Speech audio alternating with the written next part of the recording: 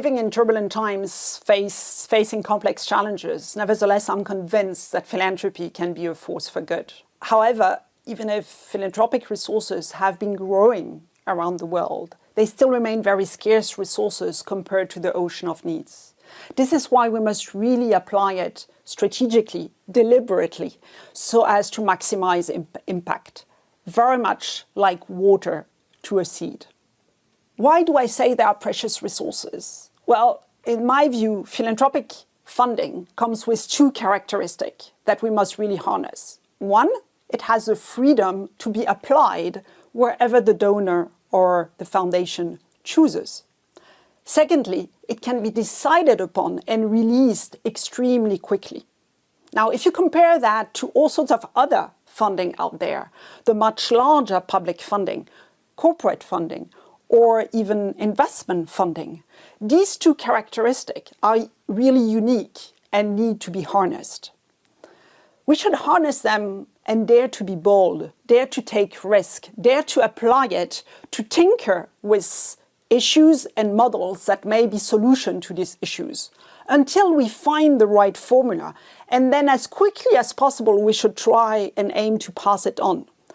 Pass it on because a new practice in a given sector will be developed, or pass it on because a new policy will basically change the societal or provide a societal solution to the issue, or pass it on because a sustainable finance mechanism will be found.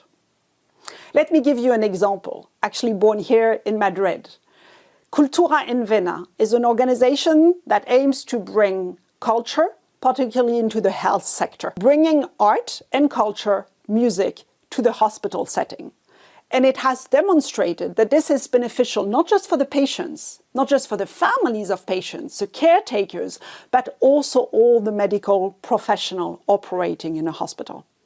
Now, the challenge of this partner is to bring it to the level where it becomes the new normal in society, to have culture permeating the hospital sector and the health sector.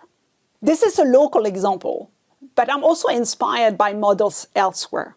And this is really the privilege of grant makers, to be able to explore and look at best practices about the way solutions were found elsewhere. Few of our issues are actually only truly local.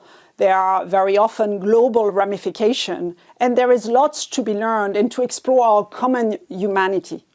I'm thinking in particular of one example, Healing and Harmony. It was piloted in the Democratic Republic of Congo. And since research has demonstrated that it has effectiveness and efficacy to the point where it has been imported and is now being used with indigenous communities in Canada. Its approach is to use music and the power of composing lyrics to help victims of trauma overcome this trauma and reconnect, reintegrate their communities.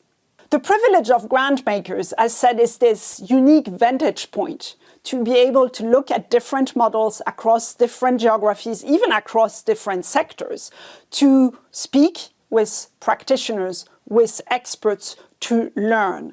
And I believe that it is our duty to give back that value to our partners. Hence, giving is not just about funding. It's very much also about being there for your partners, helping them think about the future, asking the tough question, allowing them to look above the horizon where we know how busy they are with their day-to-day activities. While philanthropy is obviously extremely personal, rooted in deep personal values, aspiration and conviction, it must also be informed by empirical data, by evaluation, by evidence-based approaches. This is actually the reason why the Edmond de Rothschild family philanthropy has been so committed to supporting research in philanthropy. To multiply its impact, philanthropy must harness its agility and combine hearts and minds to grow seeds into trees.